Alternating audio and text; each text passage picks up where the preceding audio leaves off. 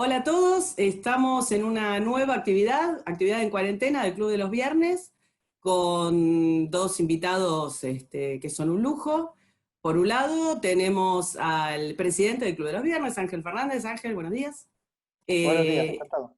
y por el otro, creo que no necesita presentación, está Ricardo López Murphy. Hola Ricardo, ¿cómo estás? ¿Cómo estás? ¿Cómo te Y va? el tema que Muy bien. nos interesa tratar es, sabemos que hay una crisis enorme que se nos avecina, y cuáles son las ideas posteriores, las ideas para salir de la crisis en las que nos va a meter el coronavirus. Así que los invitados van a hablar una parte cada uno de ellos, después un intercambio respecto de algunas preguntas. Y la primera, la que me interesa mucho, es eh, cómo se sale con soluciones de mercado respecto de esta crisis que casi no podemos dimensionar, pero que todos sabemos que va a ser enorme a nivel mundial y enorme en nuestros países, España y Argentina, que ya venían, digamos, acarreando unas economías poco sanas. Entonces, voy primero con Ángel y cómo se sale con soluciones de mercado de la crisis. Bueno, yo como veo la crisis y como están viendo ya muchos analistas, esta crisis es como muy parecida a la del año 29, desde el año 1929 al año 1933, a la Gran Depresión, y, claro, va a suponer un impacto muy grande sobre el Producto Interior Bruto de las economías de los países.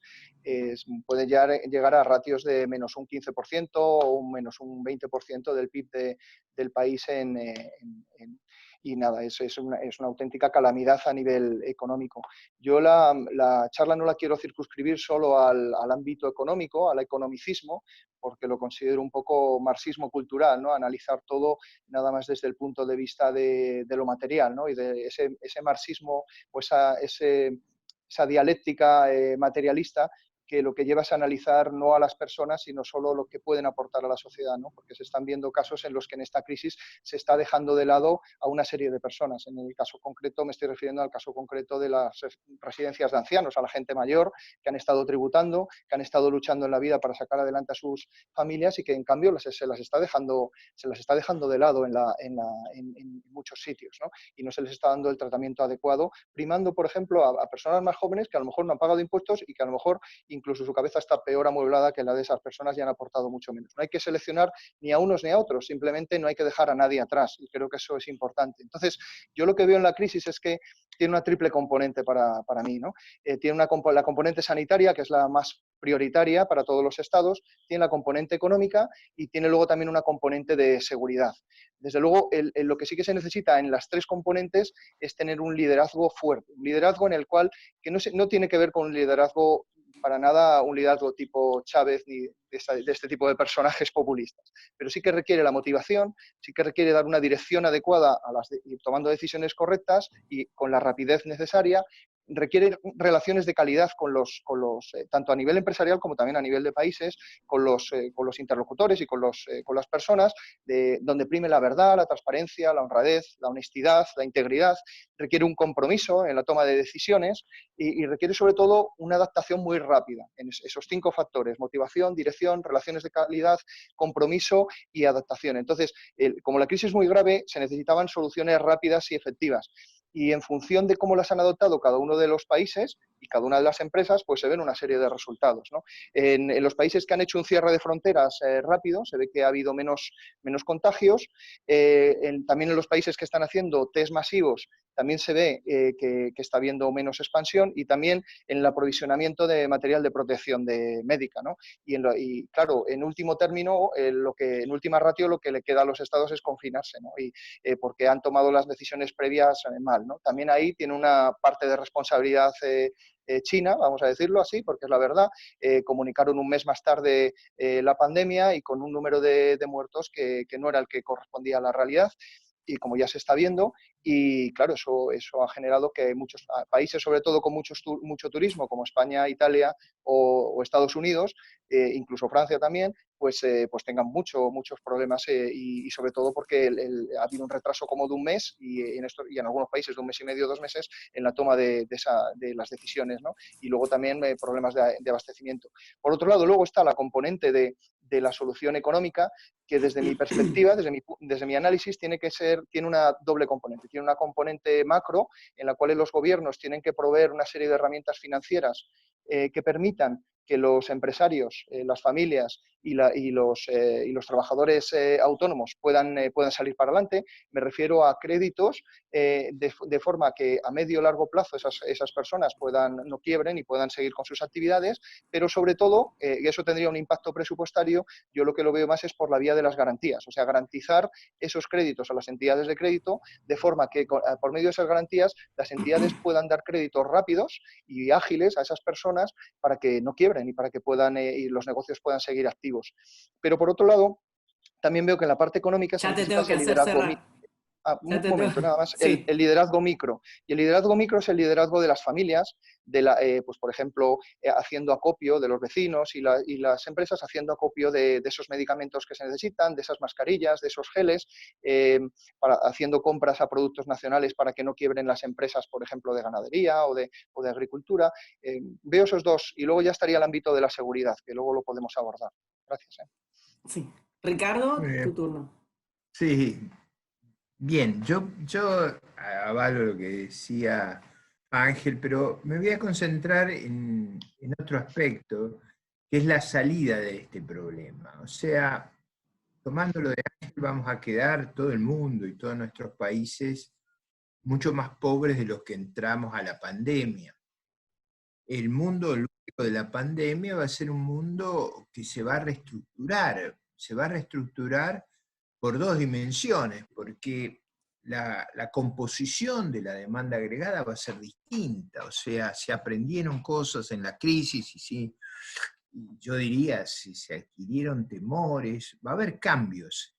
Eh, las economías más aptas para reaccionar a los cambios son las economías descentralizadas, las economías de mercado, las economías que tienen un sistema de precios muy flexible, que organice correctamente la producción y el flujo de recursos y también la demanda. Esa flexibilidad probablemente sea la característica clave de adaptación. Eh, todos sabemos que cuando hay mucha innovación y mucho cambio, un sistema planificado es muy ineficiente, y sobre todo cuando hay una ruptura tan grande como en este caso, el problema de tener una excesiva burocratización de las decisiones sería de un costo inconmensurable. Por eso yo creo que la economía de mercado va a tener la aptitud y la flexibilidad de reaccionar y reasignar los recursos de las áreas que por distintas razones, por la pandemia, por los cambios en la estructura de gustos de las personas, preferencias, temores, hacia sectores que van a tener una expansión. Probablemente haya pocas organizaciones económicas tan aptas como la economía de mercado, y yo diría un buen caso para eso, un buen ejemplo, es tomar lo que pasó en Alemania en el 48, cuando Erhard liberó los mecanismos de asignación económica.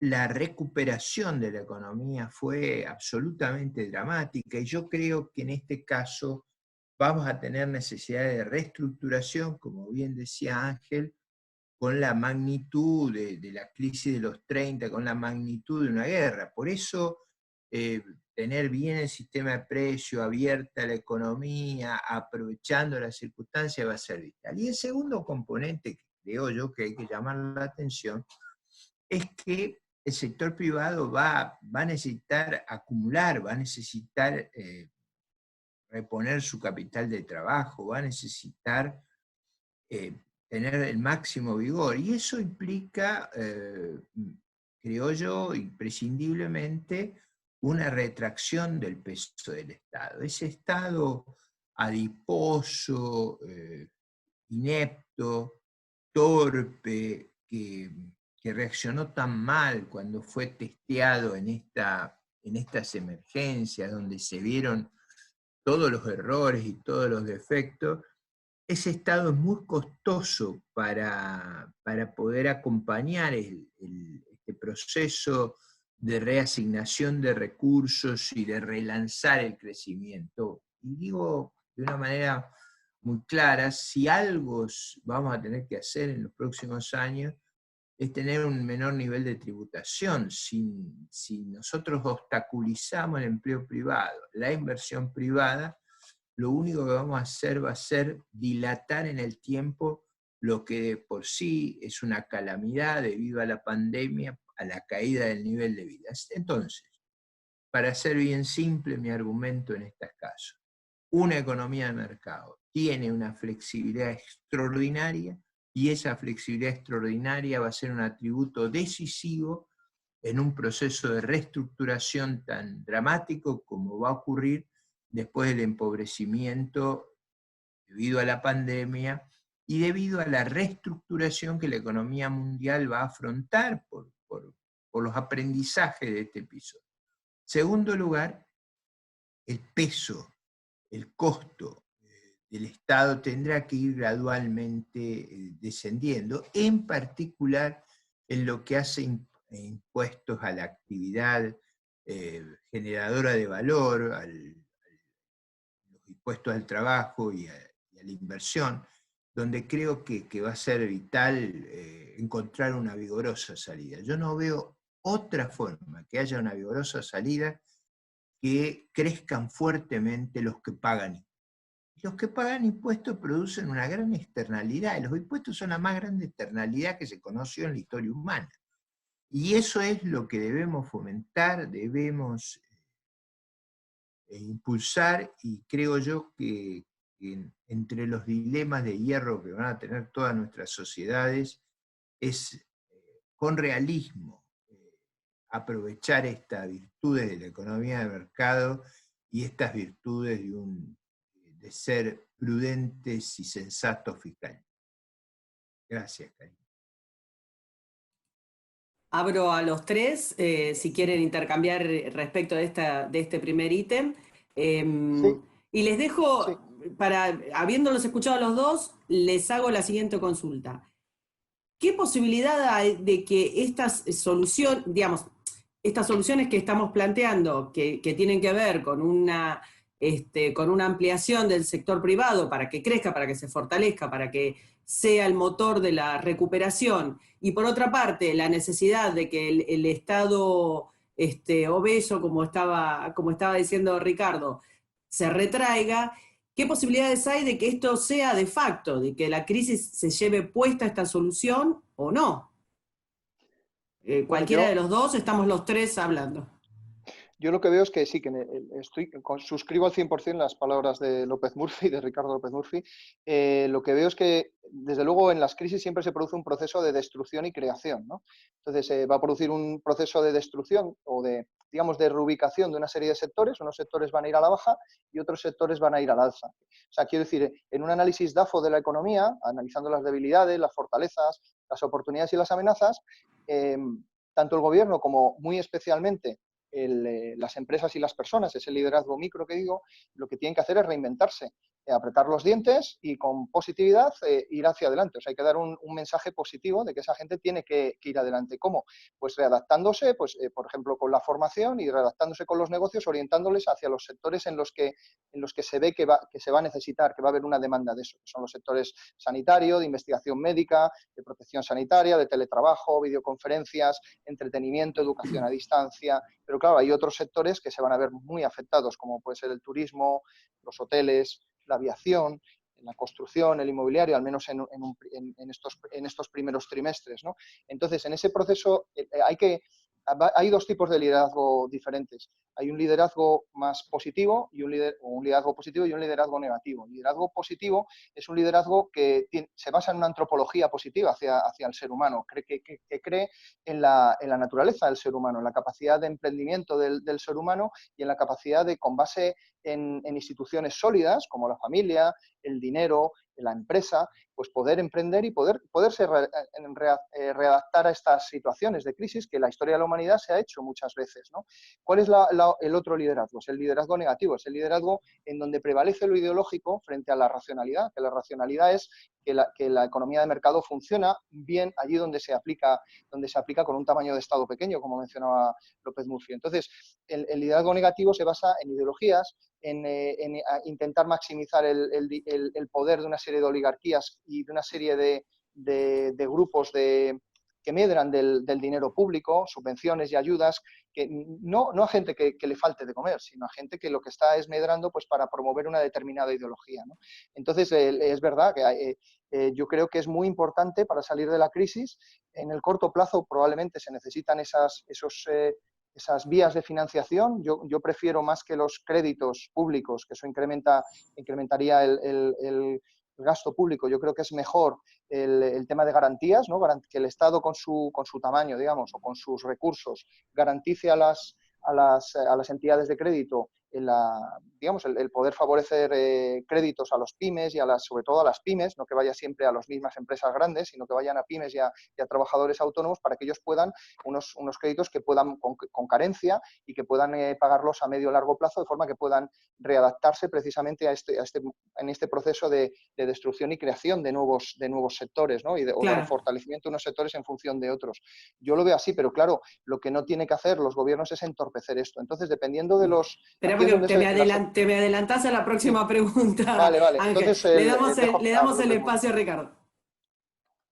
Sí, mi supuesto vital en estas cosas, que uno siempre tiene que hacer una hipótesis, es que el estado de extenuación que van a tener las sociedades, producto de la pandemia, de esta calamidad, como decía Ángel, de la caída concomitante en la actividad económica y de la gran incertidumbre que se apoderó de la sociedad, en ese estado de postración, mejor es dejar las posibilidades a la economía de mercado, a la iniciativa de la sociedad civil, a la creatividad. Nosotros en la Argentina a veces tenemos una pérdida de perspectiva. El Estado no crea riqueza, el Estado en todo caso redistribuye riqueza y en general, como Ángel decía, no siempre en un sentido que sea loable, sino es para crear una masa clientelista que le genere y le permita retener el poder. Por eso, ese modelo conceptual, esos prejuicios, van a ser destrozados por la realidad. La realidad va a ser tan demandante sobre nosotros, va a ser tan aguda, tan agresiva, que si nos ponemos en esa tontería ideológica, en esa versión, yo diría, infantil del Estado Santa Claus, yo creo que no tenemos ninguna chance de superar la crisis. Vamos a tener que ser de un gran realismo, y me parece que la realidad nos va a imponer un gran realismo y nos va a imponer a ver las cosas de otra manera. Yo el otro día, hablando con un intendente de una gran ciudad argentina, que no es Buenos Aires, me decía, bueno, a lo mejor algunas de las regulaciones que tenemos las tenemos que sacar, dice, porque fueron regulaciones exageradas para darnos un cierto rol. Dice, y además, el costo que tiene toda la política organizada a través de los consejos deliberantes y cientos de asesores que mantenemos los aparatos políticos de todos los grupos que van, dice, en esta crisis, que no vamos a poder pagar los sueldos, ¿no sería hora de desregular y de bajar los costos de la política? Y yo digo, bueno, si un representante del establishment político argentino histórico tiene esa opinión, imagínense lo que va a ser la opinión pública. Y yo creo que el realismo va a pesar, porque luego de una crisis muy aguda, las ganas de recuperarse son formidables. Yo, que tengo muchos años, viví varias recuperaciones, crisis espantosas. En esas recuperaciones, en general, la sociedad se vuelve muy realista. Y se vuelve realista, y si es realista, lo que va a haber es, tenemos una máquina de asignación de recursos que es la economía de mercado formidable, que crea los incentivos apropiados, que remunera a quienes innovan y a quienes agregan valor, y en segundo lugar, la máquina de obstruir que han sido los estados por un tiempo. Después lo batallaremos conceptualmente, pero por un tiempo es mejor que ni se les ocurra interponerla en el camino de la recuperación. Me parece que el realismo, Karina, va a ser muy fuerte. La crisis va a ser, como decía Ángel, es muy aguda, es de una envergadura atroz. Lo único que falta es que tonterías ideológicas nos impidan hacer lo que haya que hacer. Yo creo que eso sería, donde ocurra va a ser una inmensa tragedia. Eso me lleva a la segunda pregunta que tenía para los dos, que tiene que ver con que si nosotros vemos hay como dos bloques, organizándolos a grandes rasgos, de respuestas de los estados frente, convengamos que la mayoría están haciendo esgrima de ciegos, ¿no? Fueron viendo, retroceden, van y vienen, porque la pandemia agarró a toda la gente por sorpresa, y con esto que ustedes estaban diciendo, mostrando que los estados no tenían las respuestas para lo más básico, que es la posibilidad de una pandemia, no es una cosa tan extraña.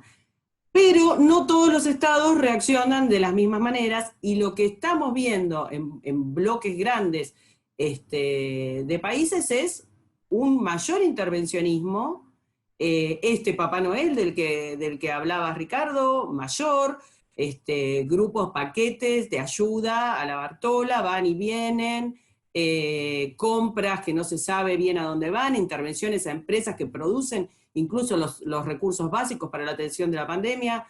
Entonces, ¿qué respuesta o qué visión tenemos a este intervencionismo que es parte de la respuesta que están dando los estados ahora? Primero seguimos con el orden, primero Ángel, después Ricardo. Bueno, está claro que hay dos modelos de economía totalmente diferentes y opuestos. Uno es el modelo de economía abierta, basada en la propiedad privada y en la libertad de elegir de los ciudadanos y en la libertad de interacciones en el mercado, ¿no? Y luego hay otro modelo, que es el que he mencionado, es el modelo de economía abierta, el modelo de mercado, ¿no? Y luego hay otro modelo, que es el modelo de economía cerrada, o es el modelo socialista, con intervención del Estado. Cuando me refiero ahí a socialismo, me refiero a mandatos coactivos, a mandatos coercitivos, que lo que hacen es restringir las posibilidades del mercado, bien con precios fijos, o bien con subvenciones, con ayudas, con regulaciones. Escuchando un día un programa de la televisión argentina, me sorprendía de que creo que hubo un intenso debate sobre el tema de la elaboración del pan, ¿no? Y las tiendas o las fábricas que elaboraban el pan. No sé si mencionaban decenas y decenas de regulaciones, de normas que tenían que cumplir, que claro, al final se producía un mercado negro, ¿no? Porque ¿qué es lo que ocurre en las sociedades cerradas? Al final, las sociedades cerradas lo basan todo en mandatos coactivos, en imponer un montón de impuestos y de tasas y de regulaciones sobre la población. La población no puede reaccionar, sobre todo no puede reaccionar ya de modo normal en una economía, cuando la economía transcurre de forma normal, pero si además estás en una crisis muy profunda como es esta, no, van a quedarse inmóviles, no van a poder reaccionar por imposibilitárselo ese Estado leviatán, o ese Estado minotauro que devora a sus propios ciudadanos, ¿no? Entonces hay esos dos modelos. El modelo de economía cerrada yo lo dividiría en dos. Me gusta mucho el libro el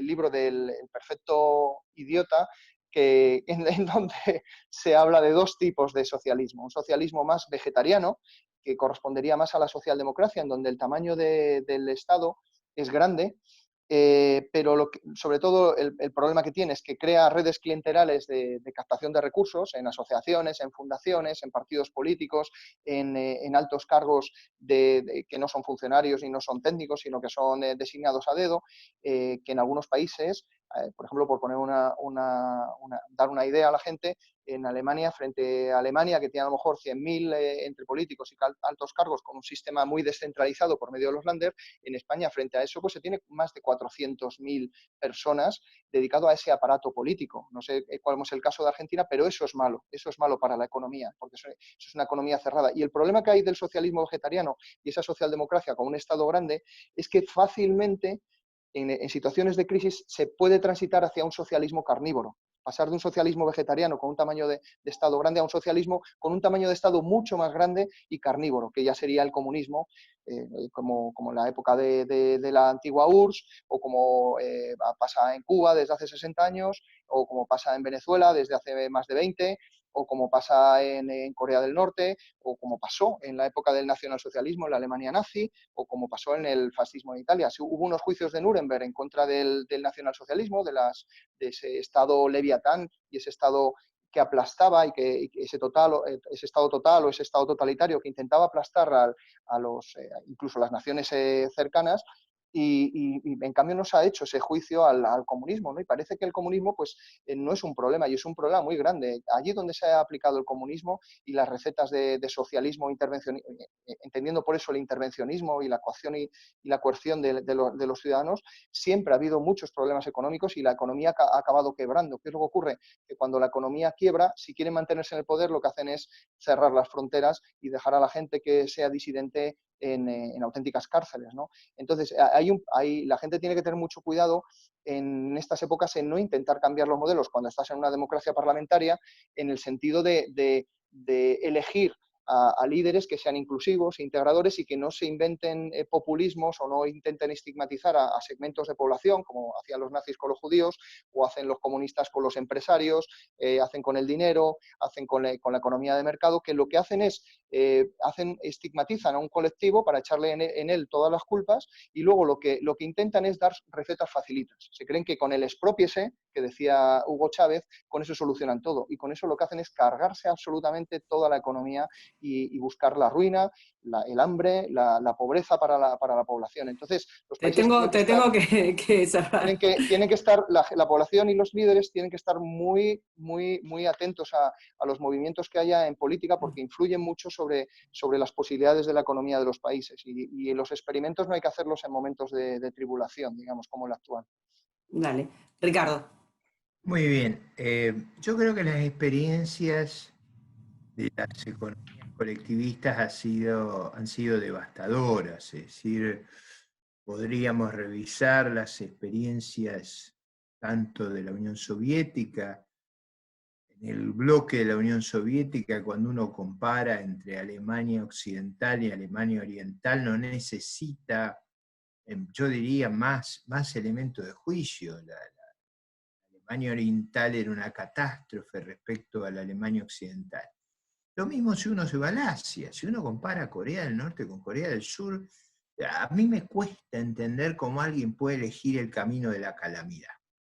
Y yendo a esta parte del mundo, al hemisferio occidental, la experiencia de Cuba es notable. O sea, Cuba era 5 veces República Dominicana, hoy es el 70% de República Dominicana. Han perdido 6 séptimas partes de lo que es el crecimiento de un país como Dominicana. O sea, el fracaso ha sido ostensible, ha sido brutal, y en esta crisis se va a ver todavía con más dramatismo, con mayor intensidad.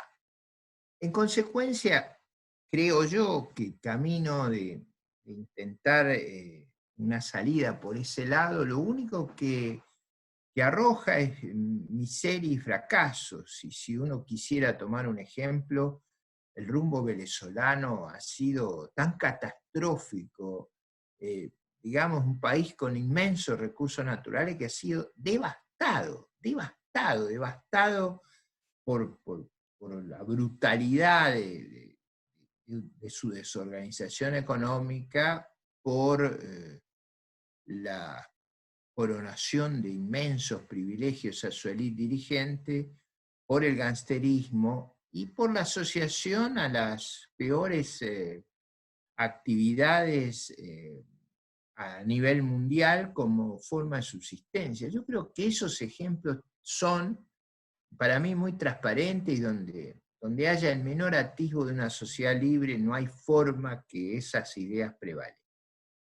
Me parece que, adicionalmente, si algo se vio en la crisis, fue la incompetencia de estados adiposos, como yo digo, la elefantiasis. Por ejemplo, en la Argentina, la demora que tuvimos en prepararnos para lidiar con la pandemia, la escasísima compra de test, como decía Ángel, volver a la actividad requiere que testeemos. Los países que han sido eficaces han sido países que han construido una red de profilaxis, de testeos, de comportamiento. Nosotros seguimos una estrategia de un siglo atrás. Un siglo atrás, cuando Argentina sufrió poco la fiebre española, la forma en que lidiábamos con el problema hace 102 años era encerrar a la gente en el hotel de los inmigrantes, los dejábamos ahí 15, 20 días, si no les notábamos ningún problema, los dejábamos salir, si no iban al lazareto.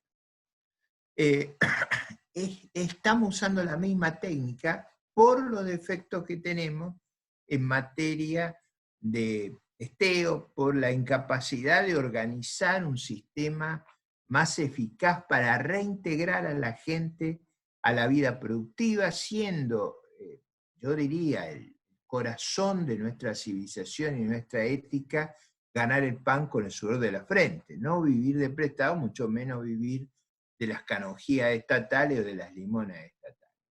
En esa línea de trabajo, creo que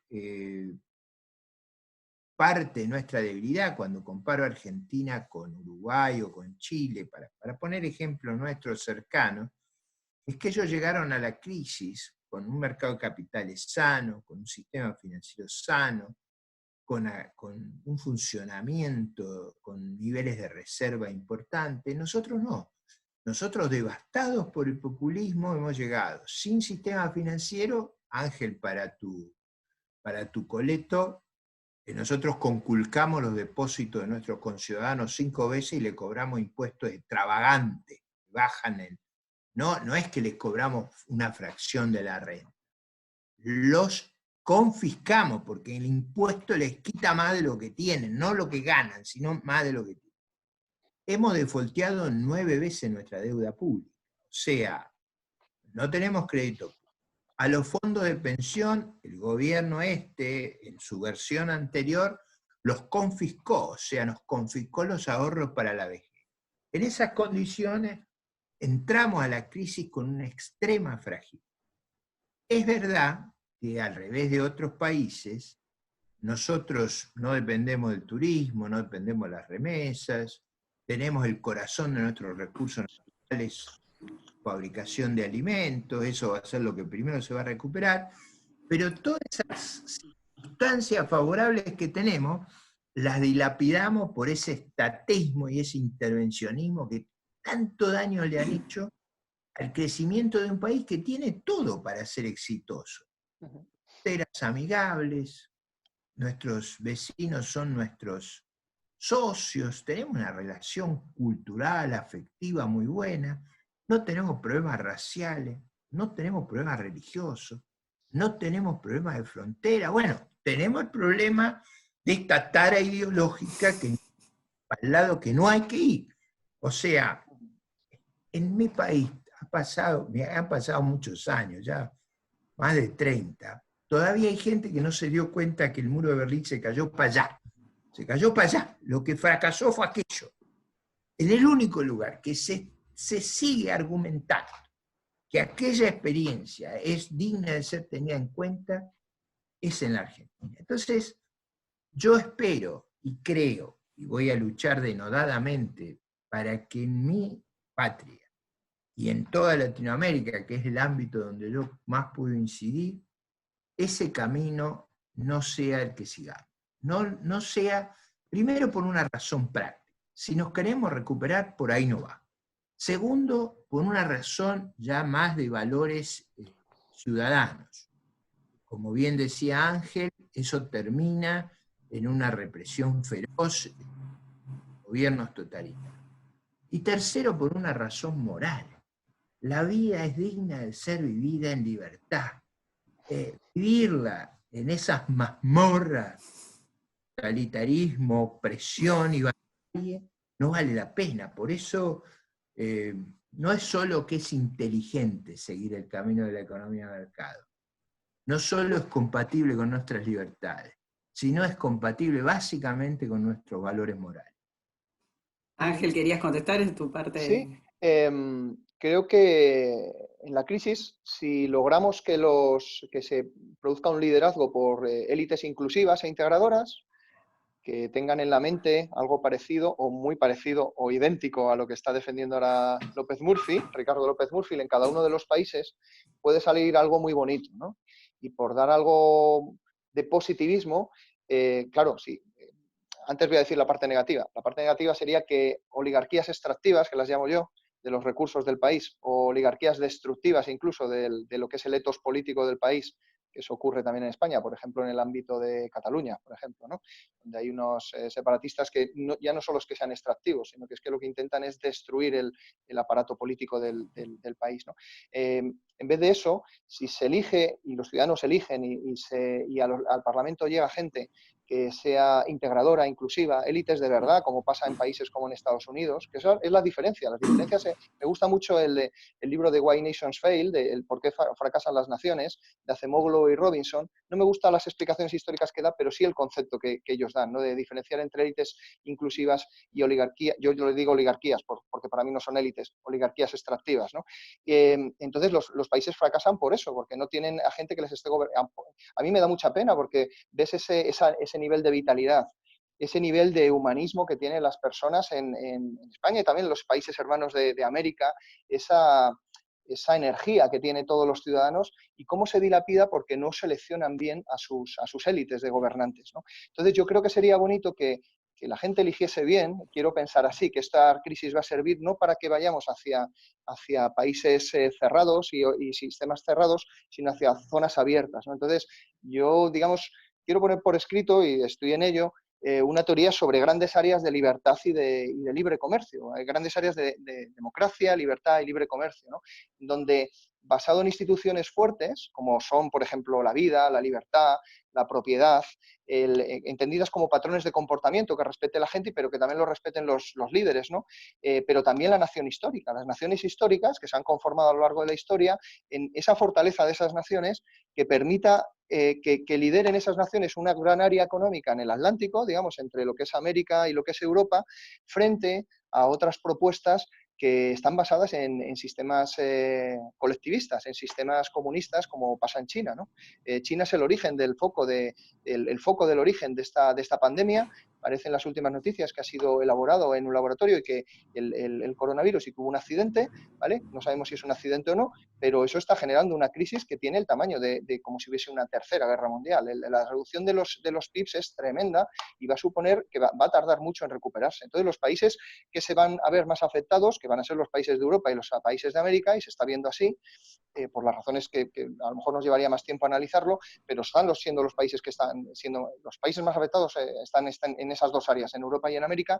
Precisamente la respuesta que tienen que dar es eso, volver a las instituciones, que es el mercado es una institución también, la propiedad, la familia, la libertad, la nación histórica, aglutinarse en torno a eso y a la solidaridad que eso proporciona en torno a ese microliderazgo de familias, de vecinos, de empresas, y conforme a eso poder establecer a largo plazo a lo mejor una iniciativa, no una iniciativa globalista, sino una iniciativa de libre comercio entre esas naciones, y fortaleciendo los sectores que son más estratégicos, que son los sectores agroalimentarios que se necesitan, los sectores sanitarios de cada país, los sectores agroalimentarios de cada país y los sectores de seguridad.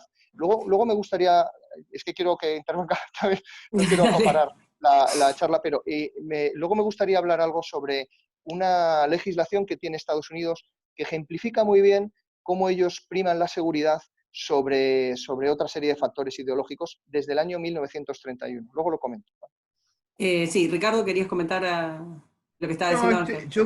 yo creo que es muy importante eh, justamente que haya una salida cooperativa al fin de esta grave tragedia que hemos vivido.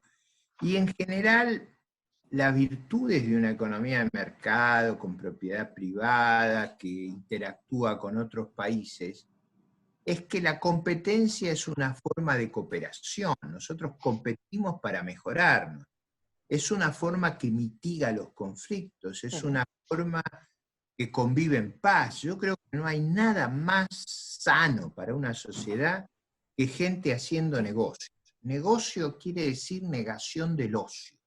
O sea, si nosotros vivimos trabajando, produciendo, ganando el pan para nuestra familia, con un trabajo honrado, con inversiones, con producción, lo que hacemos es lo más sano que se puede hacer. Y eso ha creado civilizaciones pacíficas, civilizaciones tolerantes, civilizaciones que pueden convivir con el menor uso de la violencia que ha registrado la historia. Por eso creo yo que, retomando un concepto de Ángel, tenemos que valorar esos atributos, defenderlos. Por ejemplo, en mi país y en todos los países de América Latina, nada debe haber más valioso que mantener la estabilidad de las constituciones, no modificarlas ahí a troche y moche como se hizo bajo la inspiración chavista, y generar un marco de referencias que ofrezca tranquilidad, previsibilidad, certezas. La enorme incertidumbre de esta pandemia, el temor que ha generado, yo diría a veces el pánico que ha generado, va a haber una demanda de certidumbre y de previsibilidad, y la mejor certidumbre y previsibilidad lo crea una sociedad que respeta la sociedad civil, que le crea el ámbito adecuado y que permite que la innovación, la creación de valor transcurra con las mayores libertades, que es donde se vuelve más fecunda, y creo yo que va a ser esa la opción más lúcida que vamos a tener para salir de la crisis. En realidad, no es la opción más lúcida solamente, yo creo que la única opción. Si intentáramos, imagínense, con la ineficiencia que tienen nuestros estados, intentáramos que el Estado motorice eso, el Estado no crea valor, el Estado le saca a uno y le da a otro con los problemas que esto tiene. Si el tamaño del Estado crece, se vuelve una mochila que nos aplasta, ya vamos a estar bastante castigados por el problema de la pandemia para que nos venga a castigar además el ogro filantrópico del Estado. Yo creo que el espacio para eso va a ser extremadamente reducido en la pospandemia. En relación a esto, les hago una consulta por el camino que tomaron nuestros países, ¿no? Tanto España como Argentina han hecho este espacio de mayor intervención, yendo hacia una agenda de asignaciones universales, de ampliación de subsidios, de controles de precios, y de mayores regulaciones que incluso cambian semana a semana. Muy difícil atenerse, no sabemos cuál es la legislación vigente.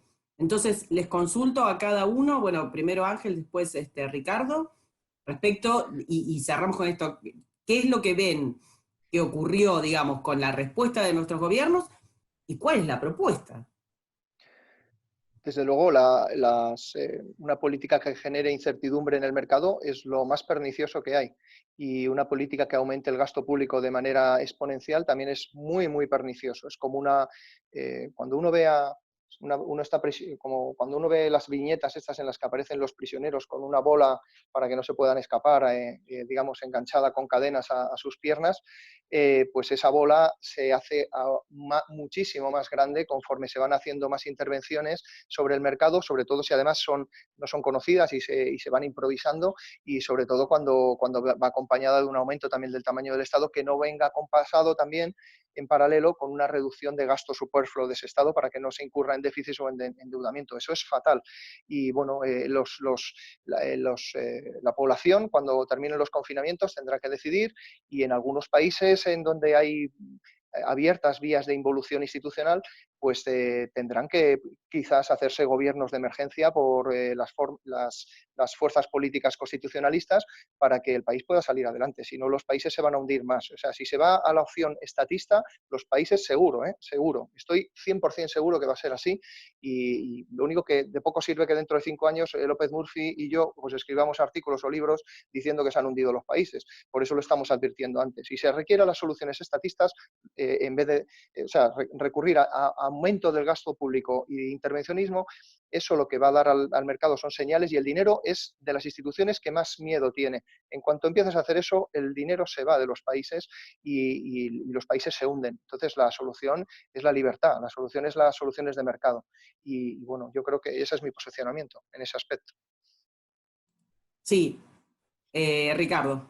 Lamentablemente hubo mucha recurrencia a la idea de controles de precios, a la idea de subsidios que no tuvieron la lógica que Ángel mencionaba de ayudar a mantener el entramado privado generador de valor, porque el gobierno les ordenaba que no trabajaran a las empresas y al mismo tiempo pretendía que las empresas, sin trabajar, sin vender, sin agregar valor, pudieran hacerse cargo de los salarios. Eso no es posible. Lo que tienen que, si el gobierno ordena que no trabajen, se tiene que hacer cargo al menos de una fracción de esos gastos de la manera más idónea. Pero eso lo compuso con problemas, digamos, de control de precios. En realidad el dislate ha llegado a magnitudes que Ángel ni se imagina. Acá el gobierno pretende prohibirle a los mayores de 70 años que no salgan de su casa. O sea, es como si hubieran adquirido facultades de jueces penales. El delirio es extraordinario que ocurre acá. No están en condiciones de dar el material que nuestros médicos requieren para protegerse, para poder intervenir eficazmente en la lucha contra la pandemia, y ese gobierno que no puede proveer esos medios pretende no solo controlar precios, cerrar negocios en estas circunstancias, jamás hay que hacer esas cosas, sino que además, aunque parezca mentira, es decir, hay momentos que yo siento que estoy viviendo una pesadilla. 1984 está con nosotros. O sea, la pesadilla es... Este cuento es inenarrable. El gobierno manda a la fuerza de seguridad para patrullar las calles a ver si hay gente de 70 años que se ha escapado de su prisión inventada por un jefe de un ejecutivo local. Pero es demencial eso. Entonces yo creo que esas cosas han formado parte de esta farsa que vivimos a veces, pero yo creo que la lectura de todo esto no vamos más por ese lado. Me parece que el recuerdo de estas cosas, y esto yo quiero, Ángel, comentarte, como se lo voy a comentar a Karini por intermedio de este medio, a todos los que me escuchan, yo no me olvido de estas cosas. Y lo voy a recordar con sorna, porque la sorna va a ser vital, el humor va a ser vital, para que nos acordemos los disparates que se han hecho. Alguna vez en mi país hasta se prohibían comer empanada en Semana Santa para ajustar las veas. Toda esta cosa delirante la hemos vivido y desgraciadamente la estamos aplicando. Es verdad, como decía Ángel, que la mayor parte de los argentinos le presta muy poca atención a los controles. Si de verdad funcionaran los controles, todo colapsaría. Es decir, no funcionan los controles, y en realidad, Ángel, uno tiene que decirlo. En las luchas por la independencia nacional del Reino de España, nuestros países, nuestros líderes, eran todos muy liberales, porque en realidad la reacción no fue una reacción cultural o de pérdida de afectos hacia la madre patria. La reacción fue básicamente, y tuvo el corazón de la reacción, fue porque el régimen español imponía un monopolio feroz, como diría Ángel, extractivo. Entonces, todos nuestros patriotas habían llegado a la conclusión que la libertad era el contrabando. Cuando uno cree que violar la ley es lo sano, el problema es que ya la ley deja de ser sana. Entonces, creo que lo que desató la lucha por la independencia, lo que fue el germen de la idea de la libertad en la Argentina, fue salir de ese control opresivo del gobierno sobre nuestras vidas. Y la verdad histórica es que eso fue muy eficaz, por eso tuvimos un gran desarrollo, durante muchos años hasta incurrir en estos errores, que hizo que muchos españoles y muchos italianos vinieron a la Argentina a construir su futuro, en parte por la prosperidad que generaba el tiempo donde usamos con mucha lucidez la libertad para organizar nuestros asuntos económicos, nuestros gobiernos, y creamos las condiciones para una prosperidad que envidiaba el mundo. Luego tomamos el camino equivocado, de una mala lectura de la historia, y comenzamos un proceso de retroceso que ha hecho que los últimos 46 años crezcamos al 1,4 anual, que tengamos una tasa de inflación que empalidece al mundo. Le hemos quitado 0 a la moneda y ya le podríamos quitar 2 más. 15-0, ¿te imaginas, Ángel, vivir en un país que cada 0 es 1000% de devaluación? Para nosotros el gobierno es una pesadilla. Es una pesadilla. Entonces, es vital hacia el futuro que logremos controlar el tamaño, la magnitud y el accionar del gobierno, no para que ayude. Yo, no sé, una pesadilla ya nos da un margen. Muchas gracias. Pero igual. Ya nos pasamos un montón, es muy interesante la charla, yo no los corté, nos pasamos un montón del tiempo que pensábamos. Así que nada, en función de esto sí, les pido una última reflexión y les agradezco muchísimo por haber accedido a esta charla que organizó el Club de los Viernes. Y además se me ocurrieron 1.000.000 de ideas en base a lo que estaban hablando, muchas más preguntas, así que seguramente la continuaremos. Sí, Ángel, la última reflexión. Sí, como última reflexión, yo creo que los países tienen que evitar los populismos, eso está clarísimo. Como no los eviten, se van a hundir más aún en esta crisis. Entonces tienen que ir a soluciones de economía de mercado sin incurrir en el estatismo, intentando que el Estado aumente lo mínimo posible, incluso que baje de tamaño de Estado para que digamos, sea la sociedad civil la que actúe, ¿no?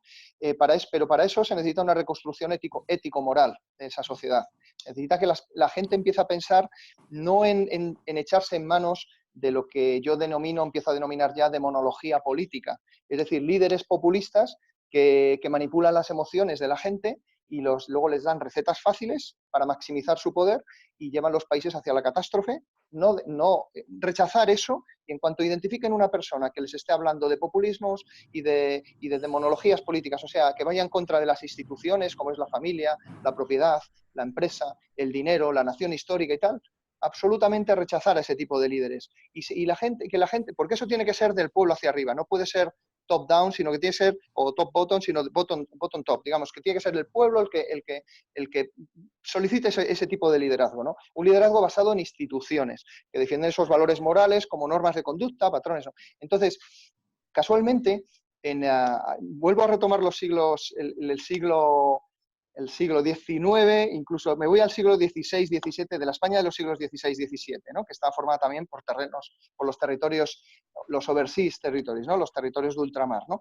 Allí, en esa época, cuando todavía en el mundo anglosajón no había universidades, en Río de la Plata, en el siglo XVI, había una universidad.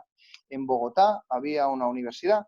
En Santiago de Chile había una universidad.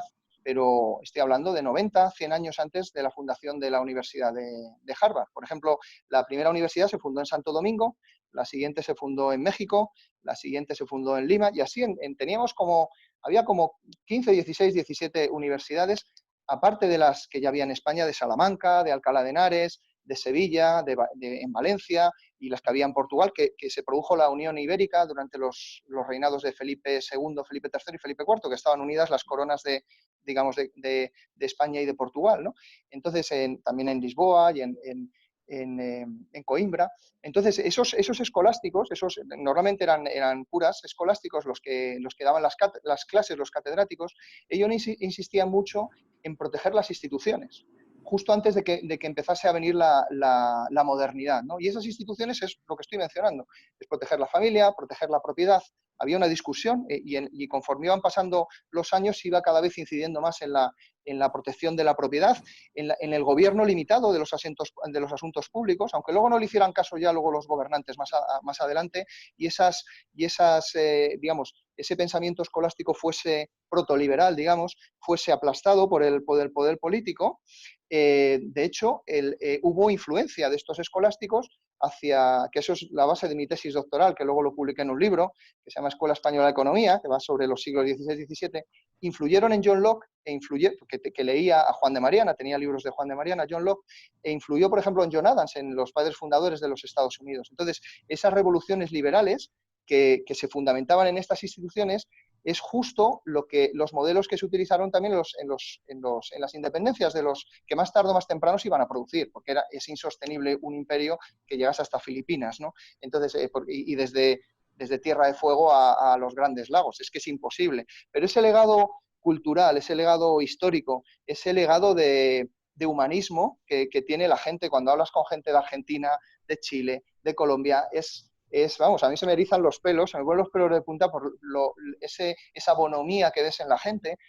Tiene que venir acompañada también de buenos líderes, y es en lo que se está fallando, ¿no? Probablemente se aceleró el proceso de ruptura porque España fue ocupada por Francia y había también logias masónicas que llevaban, o sea, no había solo una razón económica, que también, ¿no? Porque para poder sufragar digamos, la lucha contra la invasión francesa, hubo aumento de impuestos y a eso hubo una reacción. Pero esas ideas de liberación y esas ideas institucionales estaban arraigadas en el pueblo, y eso es lo que necesitamos. Necesitamos hacer programas como estos para que la gente vea que el liderazgo tiene que venir de ellos mismos, que ellos tienen que elegir bien a los líderes, para no elegir oligarcas, no elegir oligarquías que les extraigan los recursos, sino líderes que les lleven hacia un tamaño de Estado muy pequeñito y hacia que ellos puedan hacer lo que quieran en el mercado, que para eso existen las interacciones libres. Nada. Le paso la palabra a Ricardo. Bueno, muchas gracias, Ángel. Yo diría, verdad que nosotros somos herederos de esa tradición hispánica y somos orgullosos herederos de esa tradición. Somos herederos también de la tradición de la primera Constitución Liberal de Europa, de 1812, de la famosa La Pepa. Nosotros no solo heredamos eso, sino que básicamente todos nuestros liderazgos fueron entrenados en esas universidades en Hispanoamérica, lógicamente también en territorio español, era parte de nuestra cultura, y es parte de nuestra cultura. Quería aprovechar estos minutos, Karina, para agradecer la iniciativa que han tenido, para festejar el diálogo tan fecundo. Yo lo conocí a Ángel hoy en este intercambio, para reconocer esa bonomía que él mencionaba, esa buena disposición, sobre todo agradecer este soplo de optimismo. La idea de que la pandemia viene acompañada del colectivismo a mí me parece una tragedia. Que sobre la herida el insulto, entonces digo, no, vamos a curar la herida, no nos insulten más, vamos a buscar un camino de salida que refleje las mejores potencialidades de los seres humanos, y esas potencialidades se expresan en el marco de la libertad que se realiza en un contexto institucional previsible, abierto y competitivo, donde las élites dirigentes tienen la responsabilidad de ser fecundas y fértiles con su pueblo y no extractivas de sus esfuerzos. Por eso yo creo que esta experiencia nos da un ánimo más para la tarea que tenemos por delante, que es aquí ahora, luego de la pandemia y durante la pandemia, la defensa sin ninguna restricción de la libertad, del modo de vivir institucional, del modo de construir un futuro de paz, de concordia, de cooperación, como ha sido construido en los países que han respetado el Estado de Derecho, que han respetado las instituciones básicas y que han cautelado la libertad de sus ciudadanos. Muchas gracias, Karina, muchas gracias, Ángel, y espero que esto sea muy útil a todos los que nos escuchen y nos vean. Bueno, gracias Ángel, gracias Ricardo. El Club de los Viernes va a seguir haciendo actividades como estas, así que los invitamos a suscribirse al canal, a comunicarse con nosotros, a hacernos propuestas. Un abrazo a los dos, muchas gracias. Hasta luego.